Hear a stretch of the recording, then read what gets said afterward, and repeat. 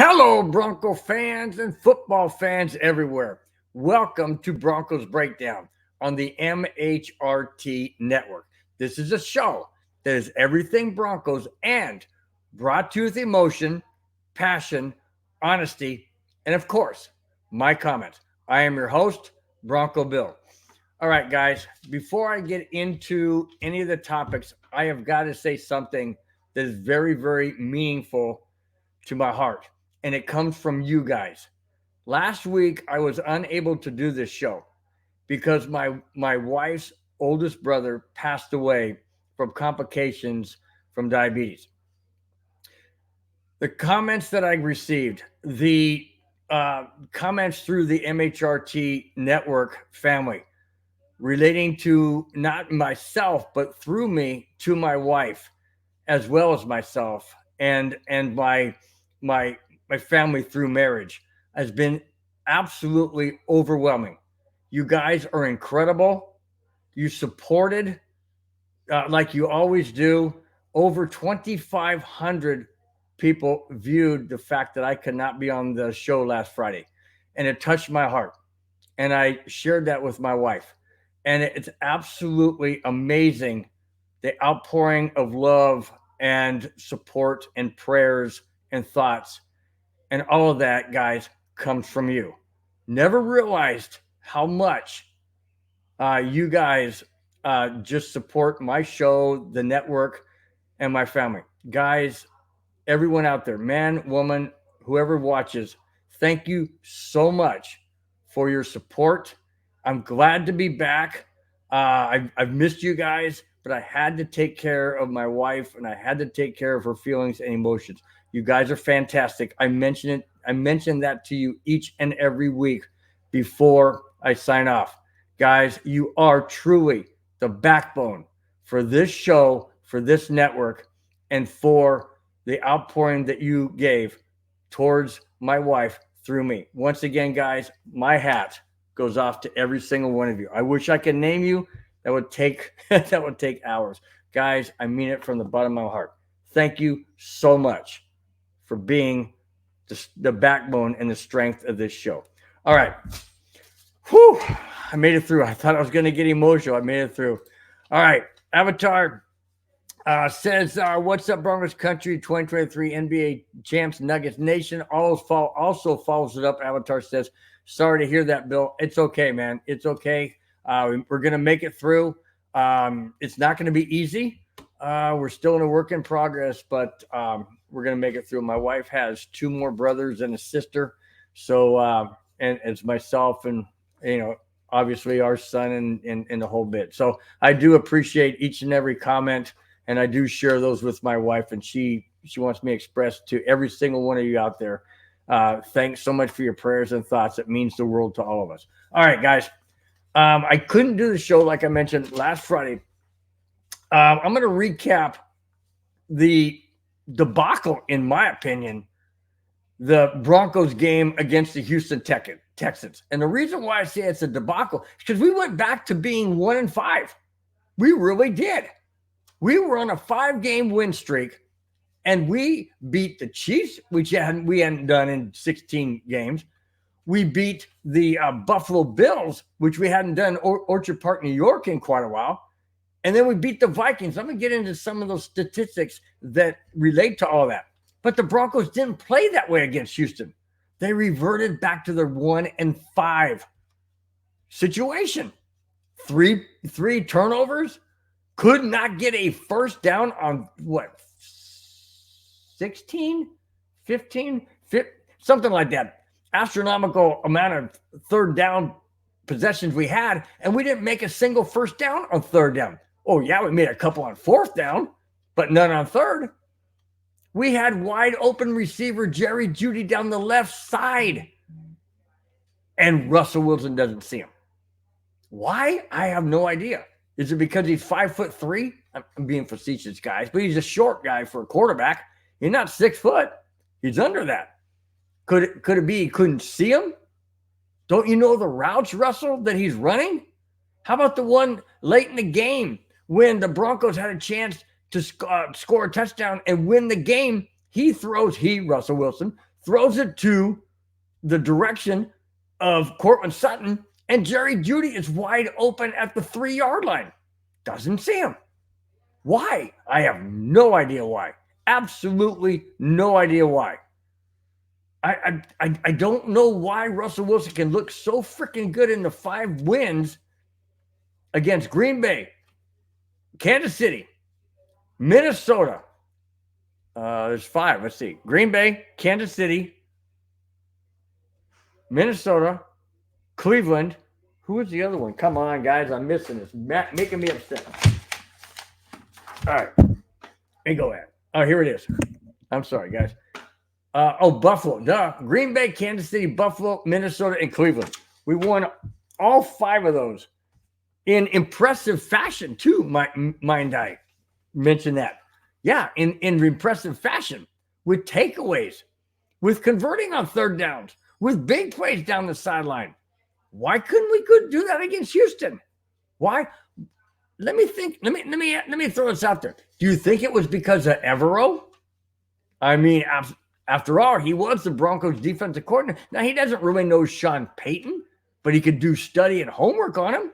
Absolutely. Sean Payton has been in the league for 17 seasons in New Orleans.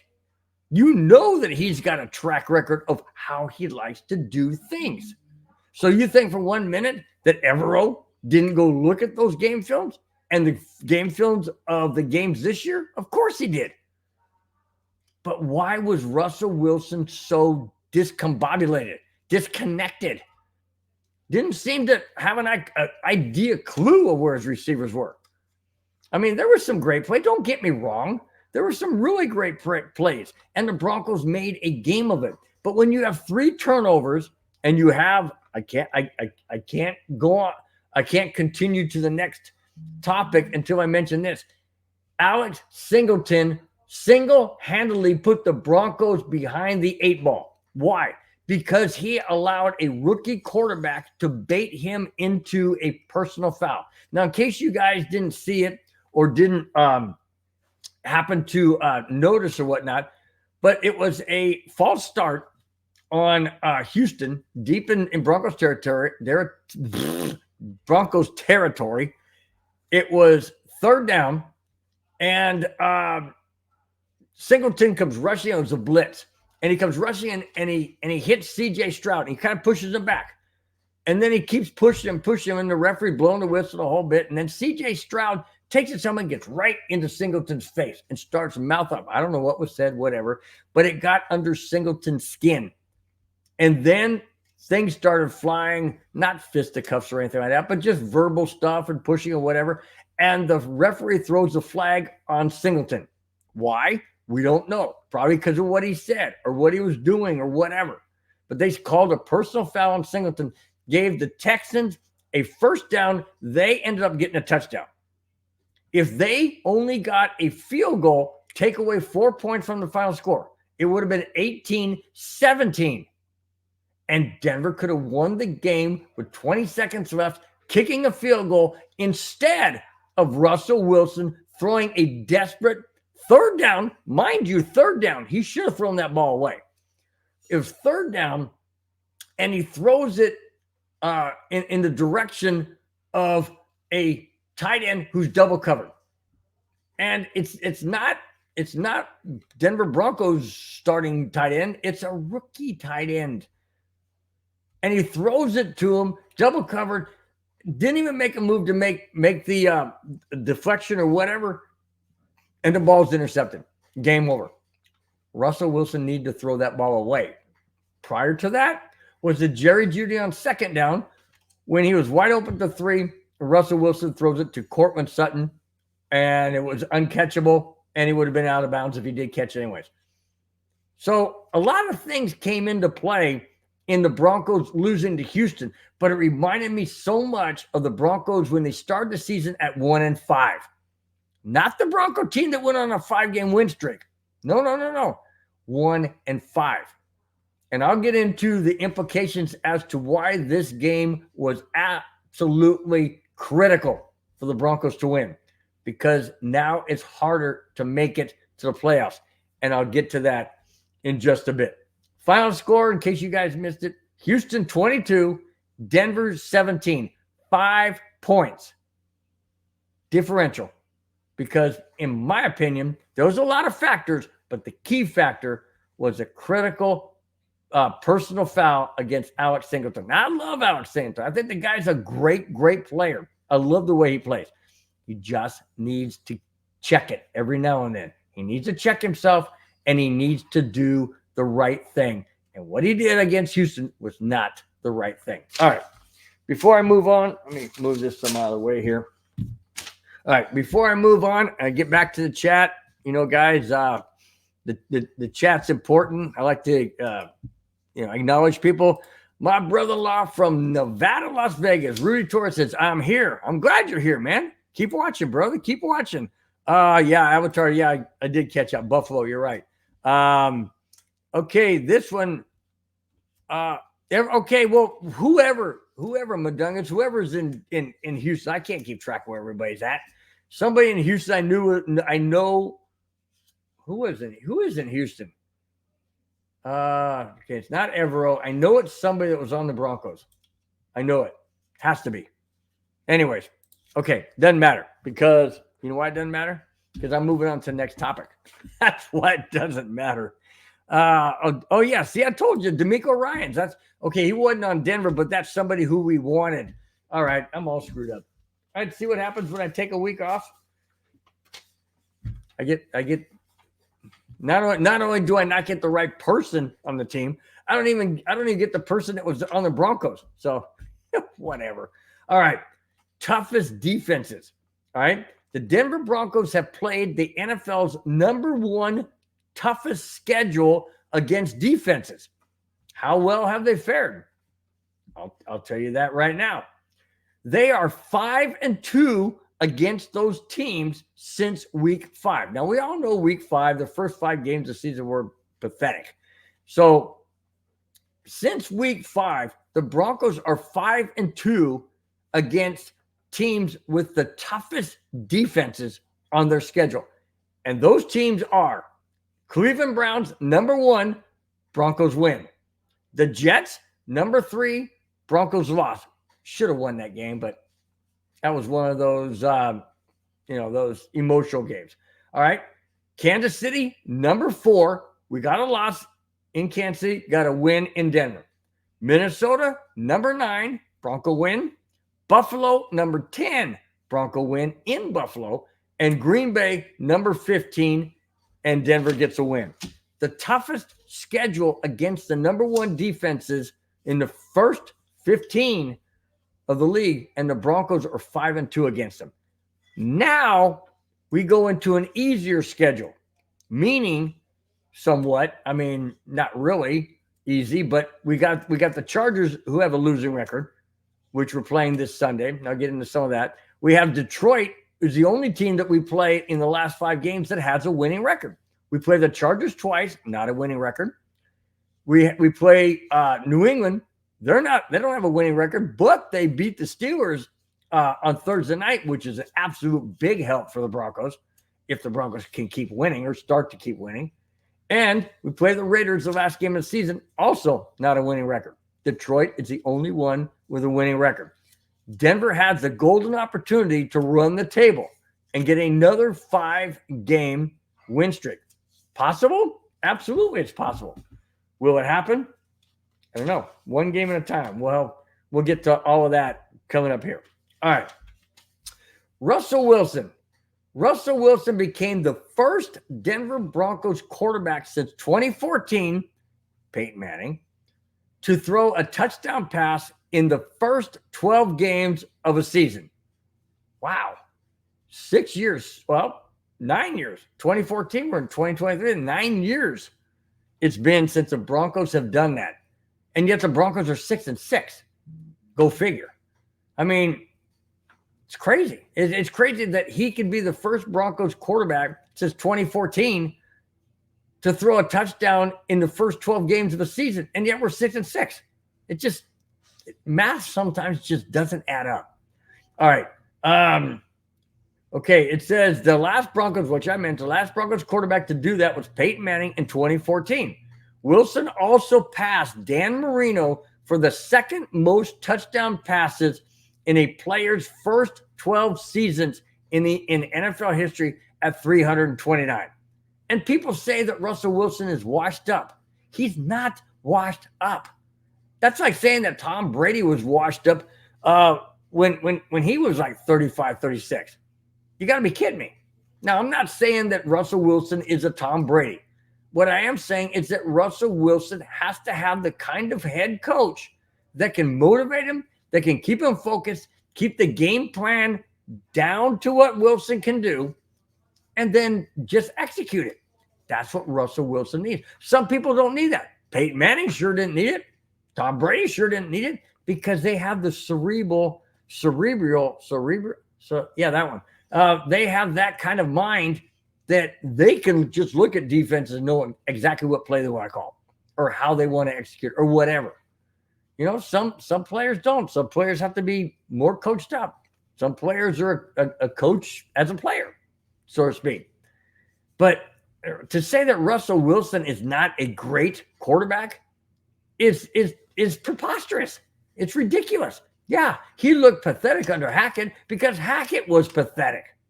He doesn't look pathetic under Sean Payton because Sean Payton's not pathetic. He's structuring the game plan to Russell Wilson and what Russell Wilson can do.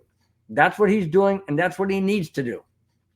And that's why Russell Wilson is doing better, except for last game, but we already touched on that. Okay, let's see.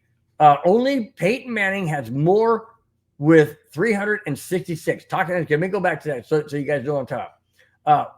Wilson also passed Dan Marino for the second most touchdown passes in a player's first 12 seasons in NFL history with 329.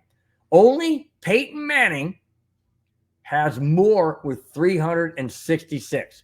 Wow. To be in the same group as a Dan Marino and Peyton Manning, you got Russell Wilson right in the middle, just passing passing Dan Marino's 329. That's remarkable. That's absolutely remarkable. And I'll tell you what, people can say what they want about Russell Wilson. Doesn't matter. I mean, stats don't lie. And I know, guys, 99% of that was with Seattle. Okay, that's all fine and good. And that's all well and good. That doesn't need to be taking anything away from what Russell Wilson is doing now. Throwing a touchdown pass in every single Broncos game in the first 12 games. And we're 6-6, but he's done it in every game. That is pretty remarkable because the last person to do it as a Denver Bronco, like I mentioned, was Peyton Manning. Great company. Broncos have had some other quarterbacks between 14 and 23 or 14 and 22 to be able to do it. And obviously Russell Wilson didn't do it last year because we didn't have a quality head coach. It takes cohesiveness. It takes chemistry. It takes a lot of things to be at the top of your game. And when everything comes together, you end up with championships like the Broncos had in 97, 98 under Elway as quarterback and 2016 Super Bowl with Peyton Manning. All right, let me get back to the chat real quick. Avatar says Dominic Foxworth called Russell mediocre or average quarterback. I know. It just, I can't buy that. I can't buy that, Avatar. I really can't buy that because, to me, it doesn't make any sense. He's not mediocre. He's not mediocre at all. Now, under certain plays that come in or something, or he doesn't understand them or something changes, then he can look bad like he did last week. He looked horrible last week. Don't get me wrong, guys. He made some great plays. I'm not taking that away from him. But there were some decisions that, in my opinion, were not the correct decisions. But given everything the Broncos did wrong, they still had a chance to win the game. And that is absolutely remarkable. And that goes to coaching, that goes to players, that goes to chemistry, that goes to work ethic, goes to game planning, all that. The Broncos need to start another 5-game win streak, and it needs to start this Sunday. All right. Speaking of Broncos being or needing to be continue winning, Broncos are back in prime time again. They've been flexed into Saturday night, December 16th at Detroit. They've been flexed into that prime time game. Now, there's 3 games that day. There's I believe it's there's 2 NFC games, I believe it is. There's an NFC game in the morning, then there's the afternoon, and then the Broncos have the evening. Here it is. Week 15 of the season has a Denver Broncos game at Detroit slated in prime time Saturday, December 16th at 6:15 p.m. Even though the Broncos lost to Houston, the NFL flexed the Broncos to a Saturday night showdown in the Motor City. The game will be on the NFL Network. I think that's fantastic. Now, I'll tell you what, nobody in the first 6 games of the season when the Broncos are 1-5, I can bet you nobody in the NFL wanted to see the Denver Broncos on TV, period. I mean, they didn't want to see them anywhere. Probably not even in their own market networks. They probably didn't want to see them because they were 1-5, and they're going up against, Green Bay, and anything can happen there. And then they got to play the Chiefs. Oh, that's not going to turn out good. Then they got to play Buffalo. Oh my gosh, that's not going to turn out good. Then they got to play the Vikings. That's not going to be good. And then Cleveland with the number 1 defense. No, Denver's going to be 1-9 right off the bat. They'll be 1-9. Nope, they weren't.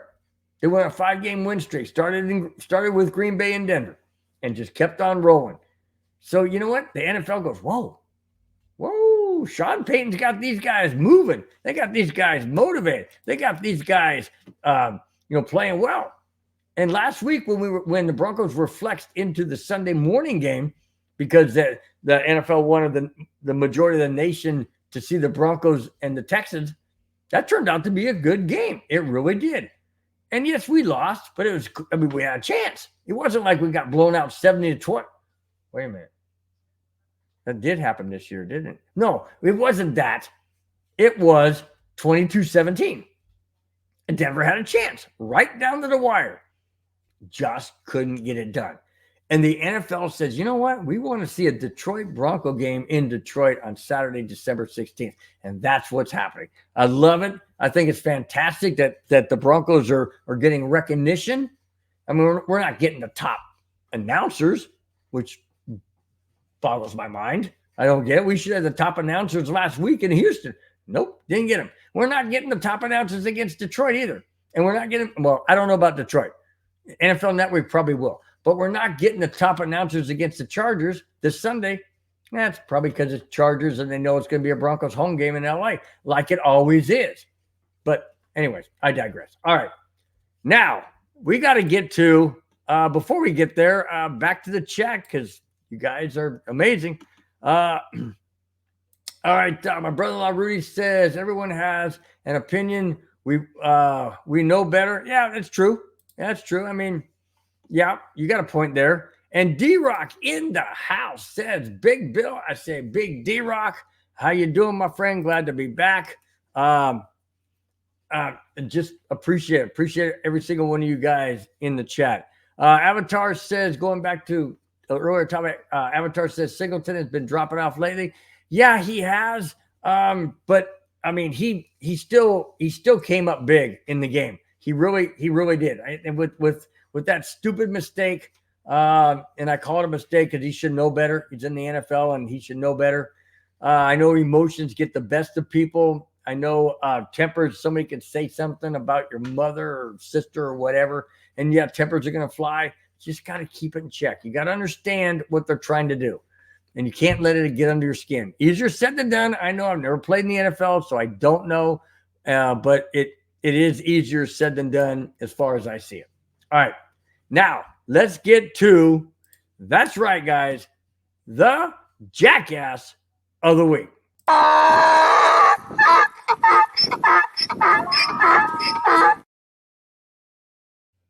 All right. Yeah, Avatar, before I get to Jackass of the Week, I'm going to bring up Avatar said Singleton let Stroud get into his head. Yes, he did. Absolutely let him get in his head. And he admitted it. He admitted it. Said, I know it. And said, you got the best of me. Can't let that happen. Cannot let that happen. But it did. All right. The Jackass of the Week, unfortunately, and I say this because I don't like to see any former Broncos player, current Broncos player, whatever, be on my Jackass of the Week. But when they do things that they shouldn't do, I have to bring it up. Why? Because I'm not going to just pick on other people's things or what they do without. It's like looking in the mirror. I can't look in the mirror and say something about somebody else that I'm doing the same thing or I did. I can't do that. I mean, that's just being contradictory. You can't do that. So here it is. Von Miller turned himself in after an arrest warrant was issued for an alleged assault against his longtime girlfriend.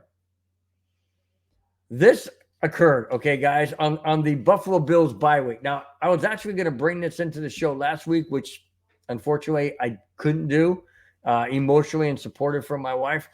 But I brought in this week because it's still irrelevant. It's still relevant. I didn't really have everything that I wanted to bring according to this Jackass of the Week segment of Von Miller, but I have more now.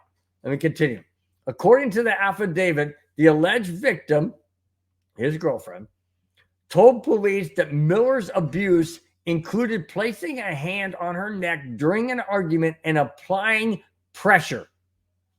Hello? You know what that's called? It's called strangulation or trying to or submission or whatever term you want to use. But when you do something like this, I don't know if it's in front, I don't know if it's in back, most likely in front or the side where you put pressure with the thumb right here on the esophagus, what's that called? On the throat, anyways, and put pressure and cause somebody to give in what you want them to do because it hurts so freaking much. Not sure. Let me continue. When police arrived, they observed minor abrasions on her hand, probably trying to fend Von Miller away. But Von Miller's a big, strong guy. Probably wasn't going to happen. She put up a struggle. Plus, bruising on her neck. Hello?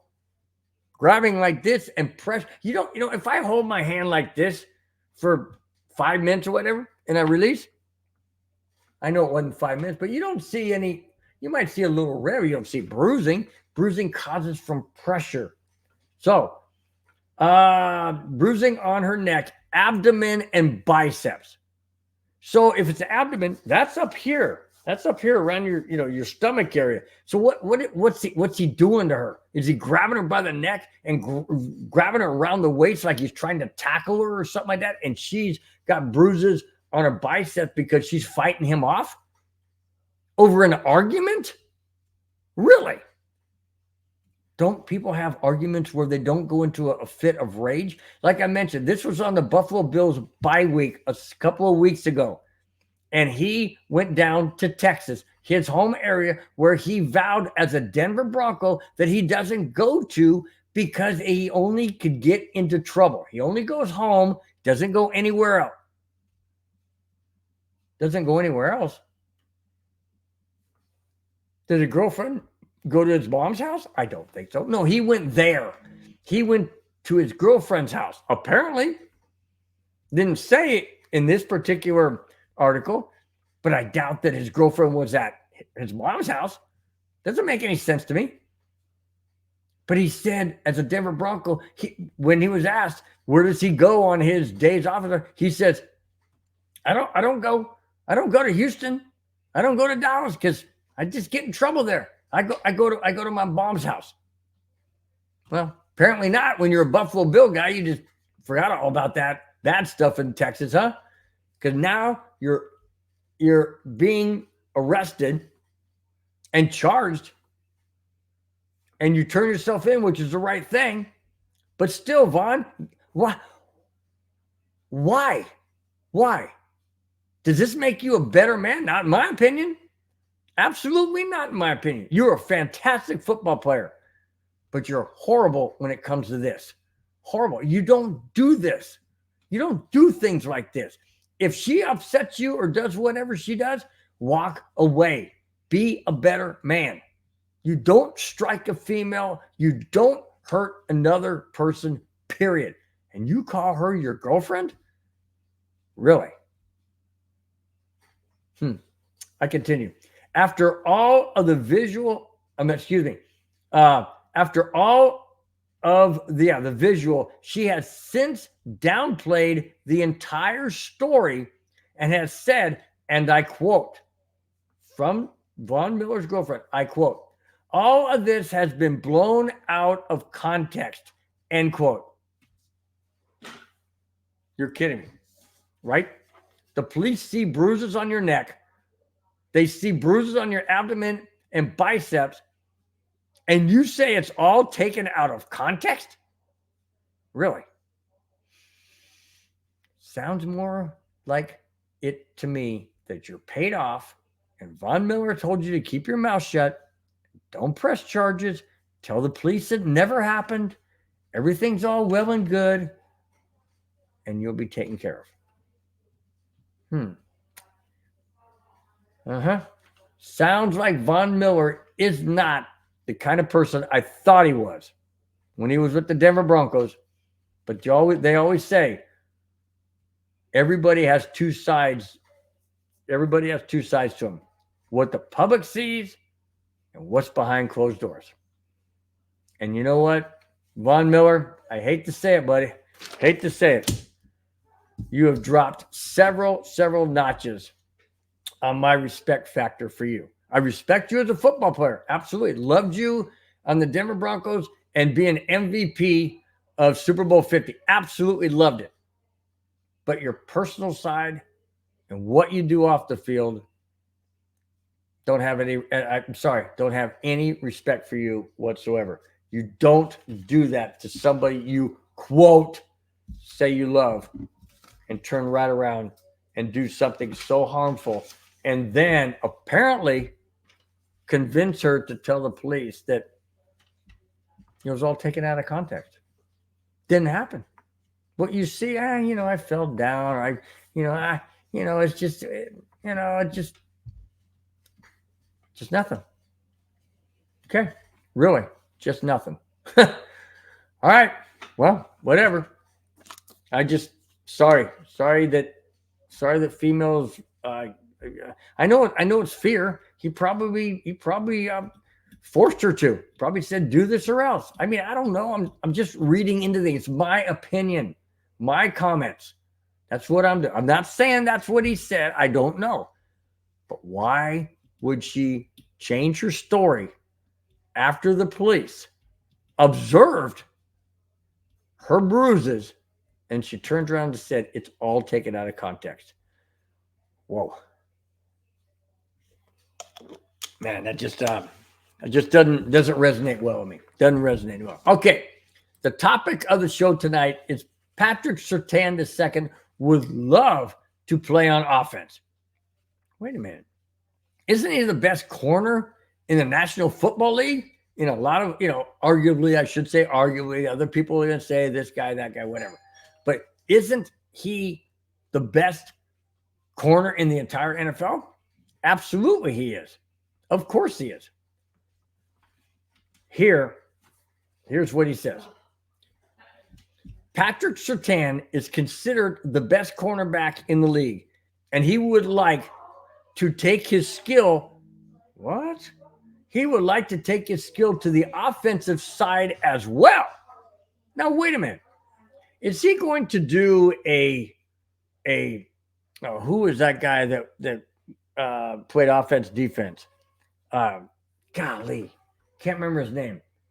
Was it Deion Sanders? I think it was Deion Sanders. That played offense and defense. Does he want to be another Deion Sanders? Is Patrick Surtain talented enough to play offense? And if so, what role? Probably wide receiver. Absolutely, that's what he wants. All right, here we go. During an interview with NFL Network's Tom Pelissero, Patrick Surtain II said, and I quote, it's funny because a couple of weeks ago, I was acting like I was lining up at wide receiver and doing some releases and some routes. I was trying to get the attention of Sean Payton. He looked over at me, but he kind of brushed me off in a way, end quote. Well, of course he brushed you off, Patrick. He doesn't want you to be on offense. He wants you to be on defense where you're the best corner in the NFL. That's where he wants you. Now, would he love to have you on offense? I'm not so sure, because what if you got injured? Now you got a double chance of getting injured. Not only do you have a chance of getting injured as a cornerback in defense, you have a chance to get injured as a wide receiver on offense. But I find it interesting that he would love to play offense. Is he talented? In my opinion, absolutely. Of course he's talented. I mean, have you seen him on defense? He's got hands. He's got hands. He's got speed. He's got agility. He knows how to, if he knows how to cover a receiver, you don't think he knows how to get away from a defender? He is a defender. He would absolutely know how to get away from a defender. I don't think Sean Payton wants him on offense. Not because he doesn't think he's talented. Not because he doesn't think he's good. He knows he's good. That's why he wants him to keep him on defense.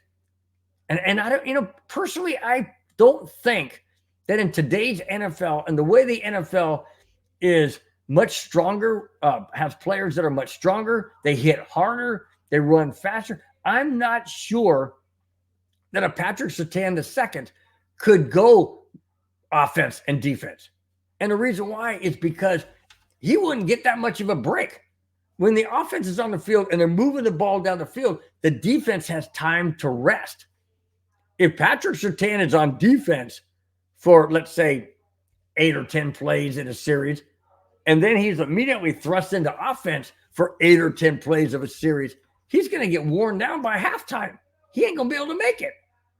Now, I think, I love the idea that he wants to. I really do. And the reason why I love it is because he's showing an interest in doing whatever it takes to make this Broncos team win. He wants to do whatever it takes. And maybe that's a passion of his. Maybe he's always wanted to be a wide receiver. Maybe he only played quarterback because, his dad didn't, and the bloodline just continues, in that position. I don't know. But I love the idea that he's willing to say, hey, man, give me a look-see. Put me in, coach. It's just one of those things. I think that's what he's thinking. Let me continue.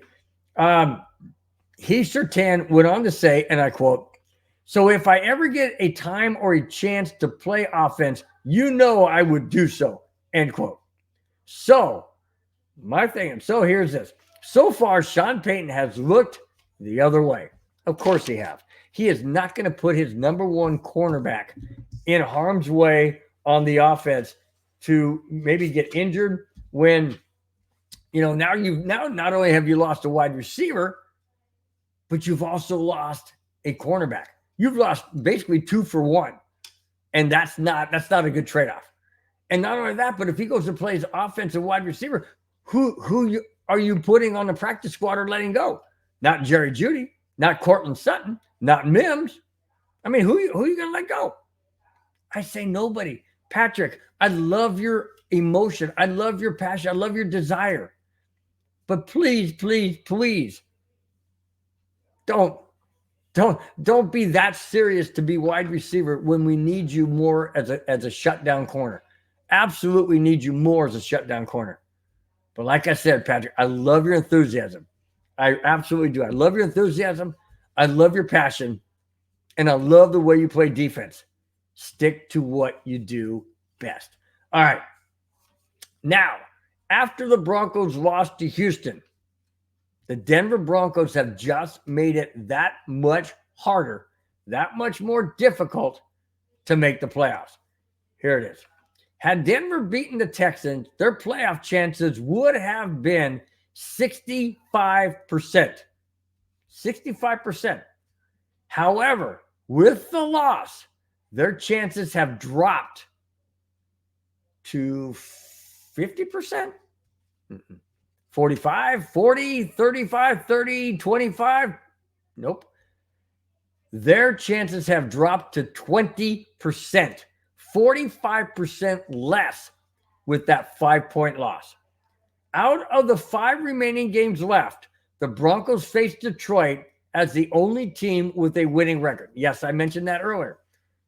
This is important. That's the only team the Broncos will face the last 5 games with a winning record. Should Denver win their last 5 games and finish 11-6, they would likely make the playoffs. But let's take it, guys, one day at a time.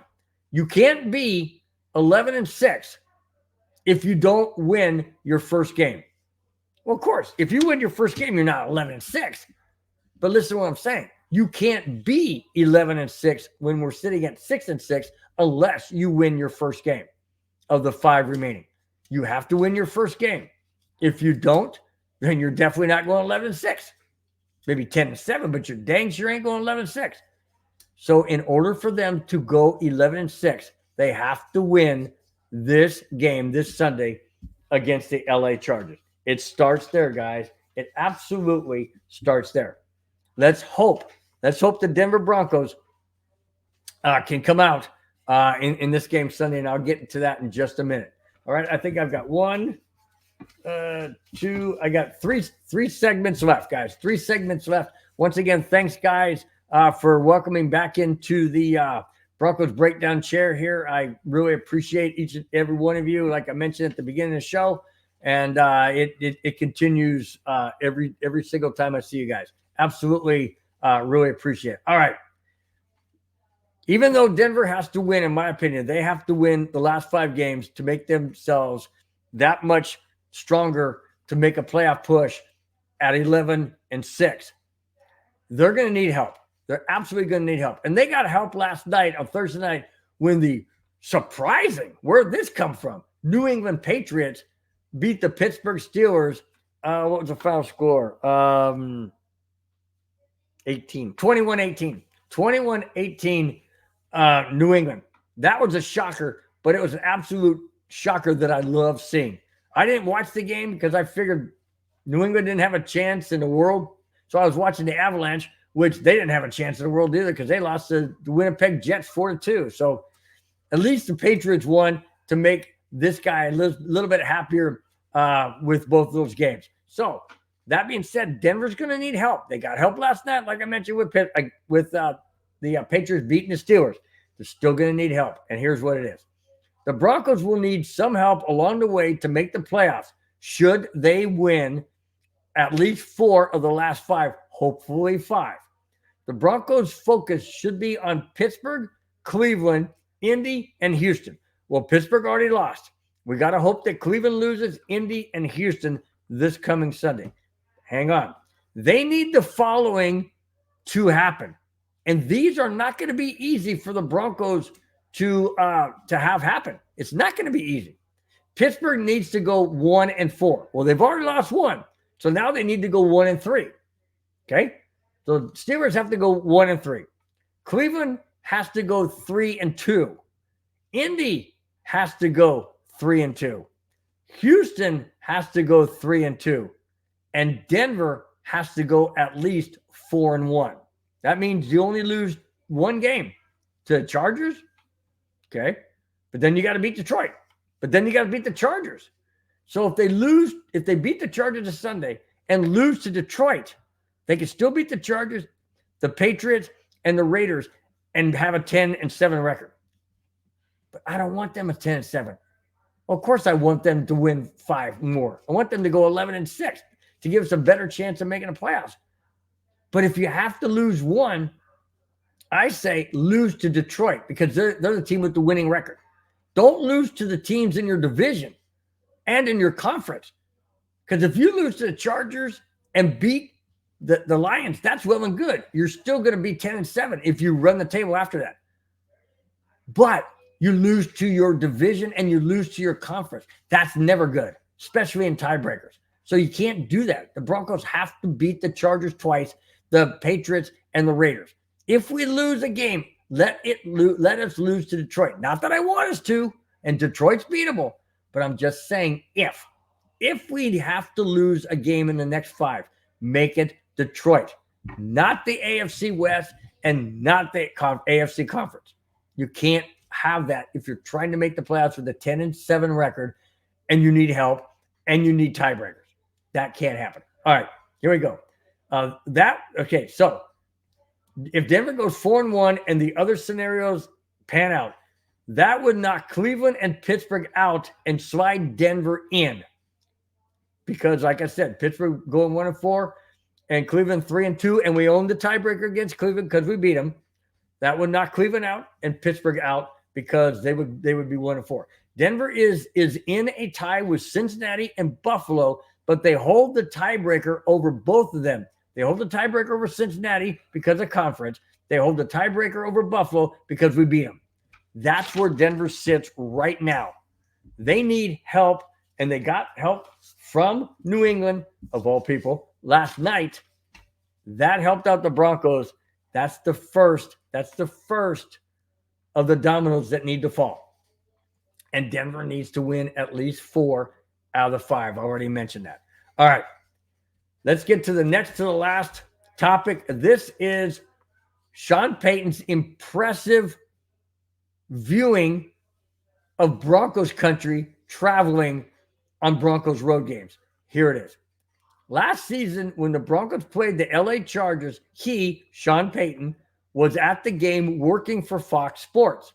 Sean Payton said, and I quote, "I was surprised to see so many Broncos fans. It's nice when we, the fans, travel like we do. That's something. It will matter again this Sunday, so it's nice to have them supporting us," end quote. I've always said that Broncos country travels, but when they play the Chargers, there are more Broncos fans in the stands than there are Chargers fans. Why? Well, Sean Payton will tell you here right now. And then anybody who knows me knows that I look at there are no Charger fans per se. They jump on the bandwagon when they're winning, and they jump off when they lose. Listen to what Sean Payton said. This isn't me, although everybody knows what I think. This is what Sean Payton said. Okay? Sean Payton said, and I quote, the Chargers who notoriously don't have the most fans in the world. So it will be nice to see a lot of orange in the stands, end quote. There you go, guys. I've said it years and years and years. I was born and raised in Southern California in the San Diego County area. I live outside of San Diego County now. I live in Riverside County, which is in between LA and San Diego. So that being said, when I would be at Broncos games in San Diego, and there was more orange there than there was blue. And why? Because there are no solid Charger fans. And I know, and I get sick and tired of this, guys.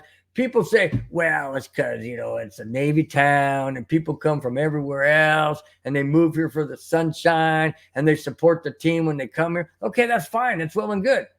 You don't think babies are being born in San Diego?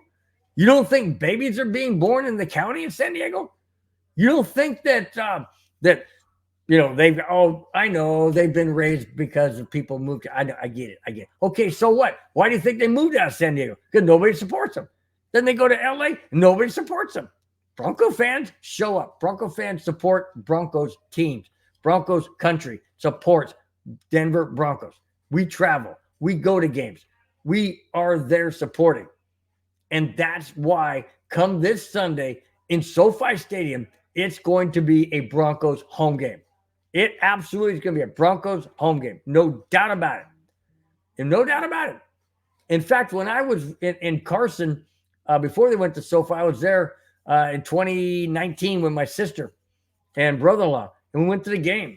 And it was 23 or 25,000 seat. It's a little soccer stadium, but it was quaint. It was intimate. It was great. I mean, every seat was fantastic. And when the Chargers had the ball, the Bronco fans, including myself, were chanting defense, and it was so loud that what's his face? The quarterback, Herbert had to call timeout. He had to call timeout because he could not hear what they were saying. I love it. It's going to be that way at SoFi this Sunday. I know it will be because that's what Bronco fans do, man. That's what Bronco fans do. Whoa, hang on a second. David from Colorado. Oh, he says Charger fans are fair weather. Yeah, absolutely. Absolutely. I saw your name, David from Colorado, and somehow I put Colorado as a wait a minute. But no, that is very true. That's very true. They're fair weather. But you know what? Here's the problem I have. The word fan is short for fanatic. The definition of fanatic is a person that is crazed about something or someone. You cannot be crazed or passionate or whatever term you want to use for something or someone and then just walk away. That's impossible. You can't do it. You can't say I love this team. I love, you can get upset. Okay, let me break it down and make it more personal. And I've said this many, many times, so bear with me, guys, if you've heard it before. But it's like me. I'm a dad, and I'm a papa to my grandson. Now, I don't necessarily like. I never really. I shouldn't say never really. I never liked some of the things my son did. Okay, didn't stop me from loving him. Didn't stop me from supporting him. Didn't stop me from trying to correct him and make him better. So why would I feel that way or not that way towards my favorite teams? I'm a Broncos fan. I want them to do better, just like I wanted my son to do better. And he did. And the Broncos have done over the years. They've done it. Not that I've had any influence, but as a fan, that's where my emotions are. I want them to do better. I'm saddened when they don't, just like I was saddened when my son wasn't. But you don't turn your back. You don't say, I've stopped loving my son. No, you don't do that. And I never have, and I never will. And I never have, and I never will with the Denver Broncos. I get frustrated, and I get, upset. But I still am going to show up the very next game and watch them and cheer them on and root for them in every capacity that I can. Why? Because that's my favorite team, and I'm a fanatic about that team. I'm a fan. And for somebody to say they're a fan of the Chargers and not be a fan and not show up, and they say, well, it's cost too much. It's 8 freaking home games. You don't have to go to all 8. But if you have a stadium of 65, let's say you have a stadium of 60,000, and greater LA area has over 5 or 6 million, you tell me you can't get 60,000 people to show up to the game. Oh, excuse me. I'm sorry. Most of those are going to be Bronco fans this Sunday. So, yeah, you don't have to worry about it, Charger, quote, fans, because you're not going to be there anyways. But my point is this. You mean to tell me you can't get 60,000 people of your own home-based team in support to show up? Nope. You know why? Because there's not real fans. Bottom line. Not real fans. I guarantee you, if the Chargers were ever, or any LA team, Chargers or Rams, look at the Rams. Rams never drew hardly anybody until they won the Super Bowl. Oh, and then everybody shows up. Hollywood celebrities. Every name in the book in Hollywood was showing up. Oh, yeah, I'm supporting this team. Yeah, right. Only because you want to be somebody in a high-profile place. That's the only reason why you showed up. You don't show up during the regular season. You don't. The only one who really shows up in the regular season of any LA sports would be the Lakers. And then that's who's that guy? The guy, what's that guy's name? Mickelson? Not Mickelson. Yeah, it's not Mickelson, but it's something like that. I can't remember what it said. But anyways, it's you know what I'm talking about. It's that guy. Whatever. Anyways, he's the only one that shows up all the time. Now, Russell Wilson shows up to the Nuggets games, okay. But, most of the time, celebrities only show up when it's a high-profile game so they can be seen on TV. That's why they're doing it. But anyways, I digress. I was getting big time into that hole. But that's because Sean Payton was very impressed about Broncos being on the road. He said that Broncos fans, Broncos country showed up in Houston. Said Broncos country it showed up in Buffalo, as cold as it was. But you know that Broncos country is going to show up in LA. They're going to show up in Detroit. And you know they're going to show up in Las Vegas the last game of the season. Why? Because it's Vegas. They're going to show up. They're probably going to show up on Monday the week before to get in the full swing of the game. That's what I'm saying. That's what I'm thinking right then and there. That's what I'm talking about right there. So, in any case, Bronco fans, please show up this Sunday. Please, please, please show up this Sunday. Let's make it a Broncos home game.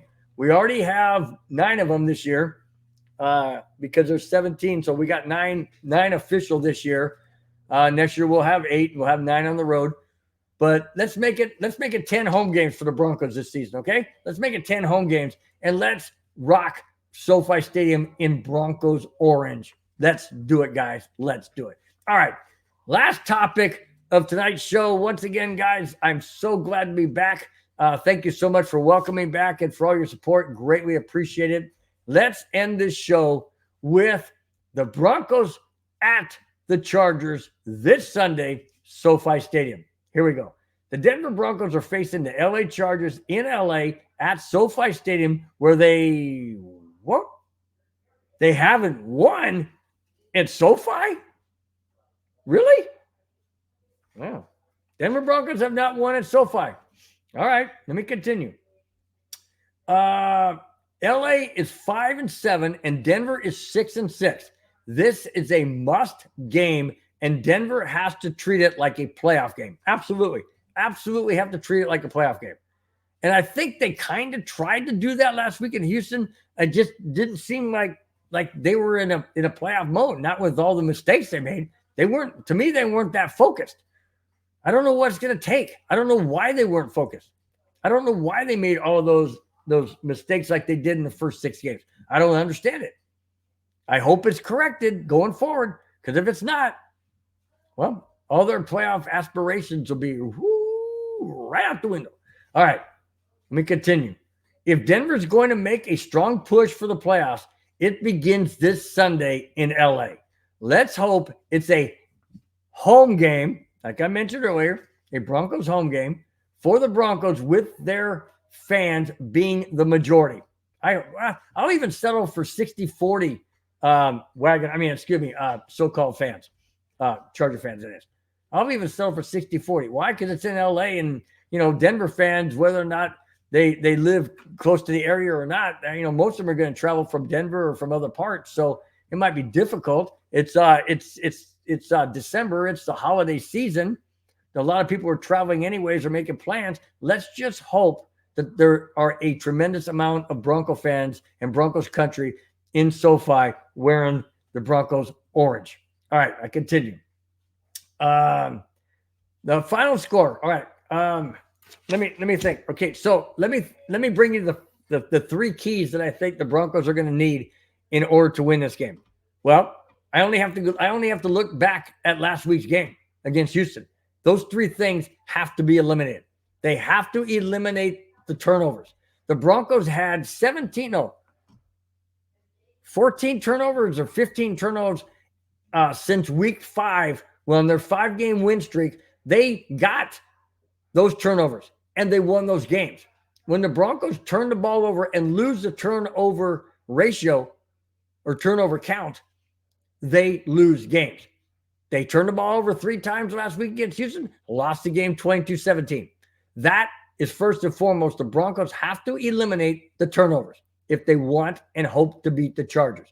The Chargers are not that hard to beat. They're really not.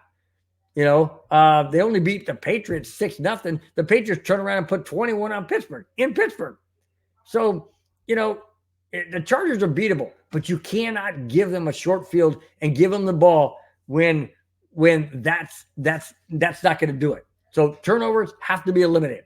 Second point, you cannot take stupid personal foul penalties. You can't do it.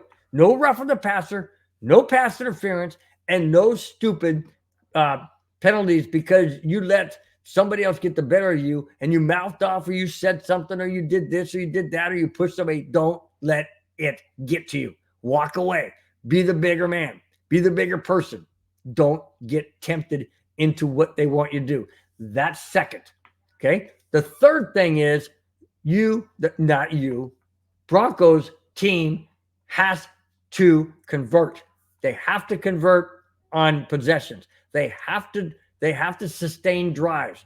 They cannot give the Chargers a short field with bad punts or missed field goals.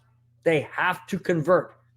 And when they do convert, they have to make it count. In other words, the defense has to come out and shut down. It's like when a pitcher in baseball comes out after his team got him 3 or 4 runs.